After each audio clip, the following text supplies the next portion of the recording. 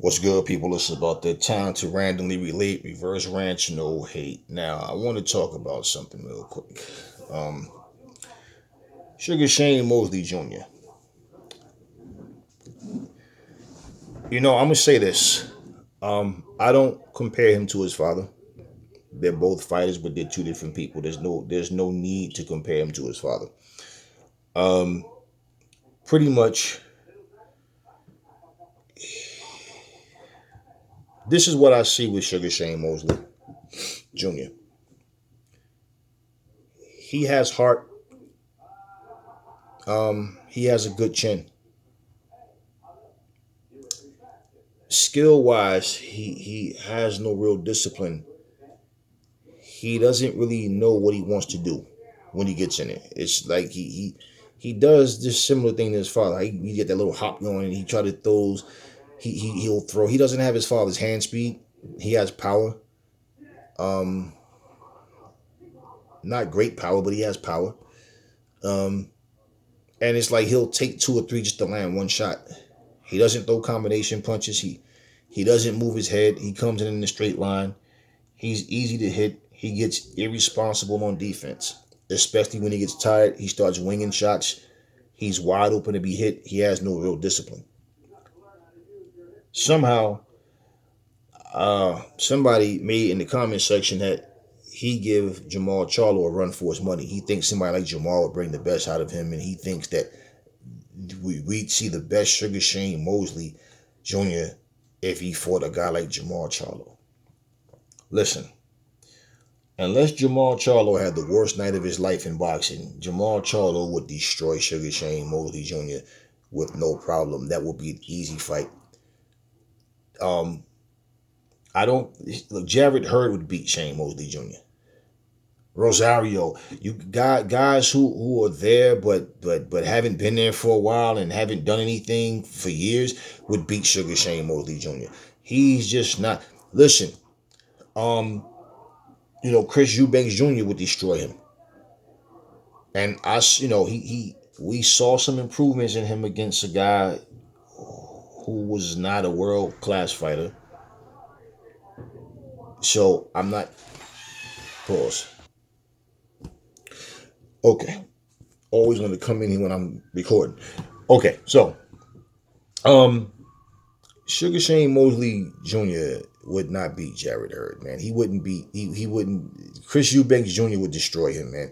And like I was saying, Chris Eubanks Jr. We seen him fight a guy who wasn't a world class fighter, and we saw some improvement. We saw him do some things in that fight that we hadn't seen him do, and so we're still waiting to see him against a top guy, so we can, then we'll see what he's learned from Roy against a quality opponent, But um, Shane Mosley Jr. is 30 years old now, and the thing that I noticed about him is no matter I had really forgot that Shane had a son that fought.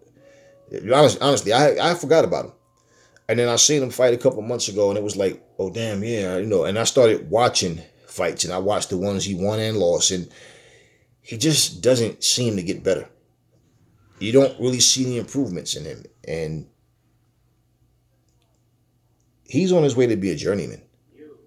He lost this fight. Now, a lot of people felt like he won the fight.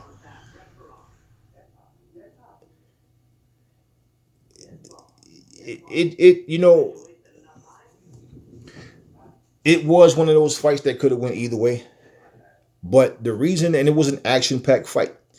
The reason it was an action-packed fight because you had two C-class fighters, two C minus level fighters who are close in skill level. Neither one of them are really good at no particular thing. They're tough like warriors. They come in there, they're tough. They'll come in there and fight, but they have heart. You know, they have grit. They have toughness. Um, but that's why it was an action-packed fight because neither guy's really highly skilled. So they were able to they were getting hit with shots, and Shane Mosley especially, he was getting. I believe why he lost that fight is because he was getting hit clearly. Like with his shots, He was when he would land, he was landing some shots and he was getting shots in, but he was getting hit with shots that were snapping his head back, like wide open shots. And I believe his punches got more oohs and ahs after the judges and the crowd, people watching like damn, because he was getting nailed, man. And I believe that's why they swayed the other guy's way, Quigley's way, Jason Quigley's way, because Shane Mosley just when people look at his father and they keep comparing him, it's no need to compare him. He's not his father. He'll never be his father. Chris Eubanks Jr. will never be his father. Okay, Layla Ali could never be Ali. It's not about trying to be them, but people are always going to put that, that make that comparison and put that burden on your shoulders that you're not as good as your father was, or you don't have to be. Whether you're better or not as good, you're two different people, and I'm not looking at what his father was to judge him. That has nothing to do with him. Shane, his senior has nothing. His father has nothing to do with this. It's basically just looking at him as a fighter. At 30 years old, and for him to the level of skill that he has now, he basically, like I said, he's on his way to becoming a journeyman. Because I don't see him improving as a fighter. Like, who's he going to beat? Who is he going to beat? I don't think he wouldn't beat Triple G. Right now at Triple G, he wouldn't beat Triple G. Who's he going to beat? Who do you see him beating? I don't see him fighting any top guy and winning. He can't. If you can't beat the Jason Quigley's of the world, who are you actually going to beat? So I just look at him and I'm saying, he, even when he was asked about the Devin Haney Ramirez fight, he said it was a real close fight. Close fight. It's like, okay. He has no real ring IQ either. His ring IQ, no ring generalship. He just doesn't have those things. It's like he wants to fight. He seems like he's a guy that likes to fight, and that he basically he tries when he goes in there. He's just not that good, man. It's just as simple as that. So Sugar Shane Mosley Jr. I don't see him fighting for a title. I don't see him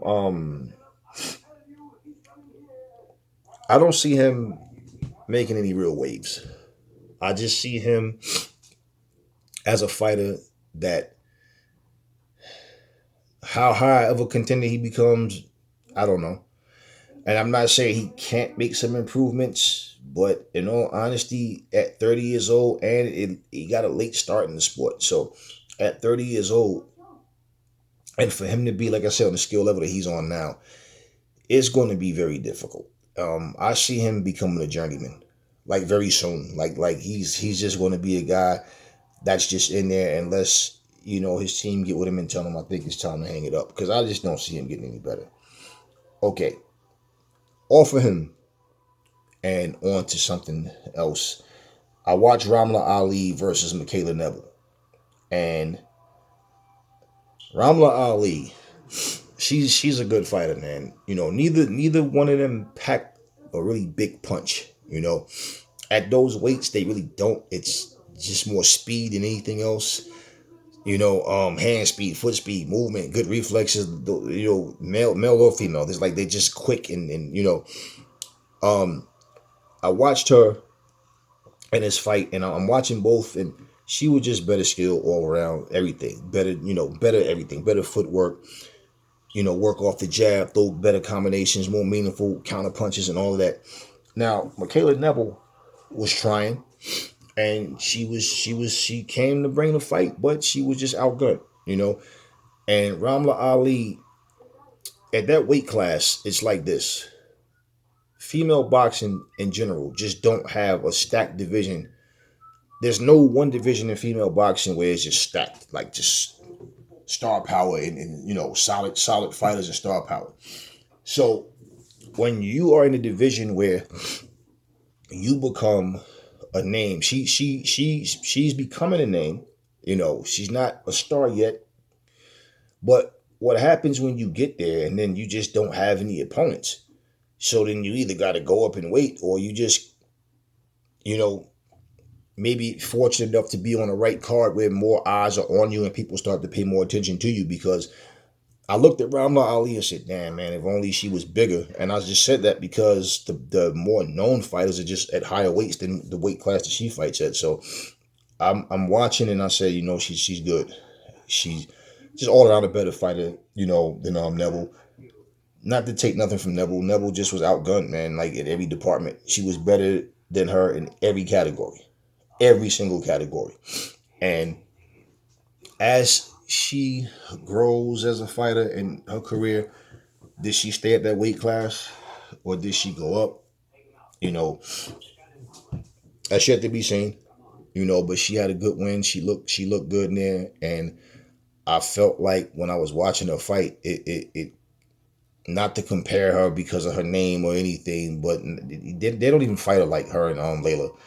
But I thought about when I used to watch Layla, watching her progress and come up, and it kind of reminded me of that. She don't remind me of Layla Ali, but the fact that Layla was making a name and there wasn't, people had Christy Martin, Mia St. John. There was a few women that had, few. But then when Layla came in and just watching her progress, it was like you could see the potential and see like, yeah, okay. And Ramla Ali is like watching her. I had that same feeling like just watching her and seeing her just going in and display those boxing skills. I've seen her fight before, of course, and you see her get better every time. So, props to her. Salute to her. Hey, listen, and to Michaela Neville. Look, salute to Shane Mosley Jr. and this guy Jason Quigley, because they get in the ring, they went there, they did what they had to do. But reality is, like I said, overall, um, I see Shane Mosley Jr. becoming a journeyman real soon, and for Ramla Ali, you know, hopefully she get that shine and she start to get that her name out there, and she has opponents that she can fight that's really going to, take her to that next level. And they need to start putting these guys. You need to start to see the Clarissa Shields and the Ramla Ali's and all these different female fighters that have skill. You need to start putting these girls on these cards with the Canelos, with the Charlos.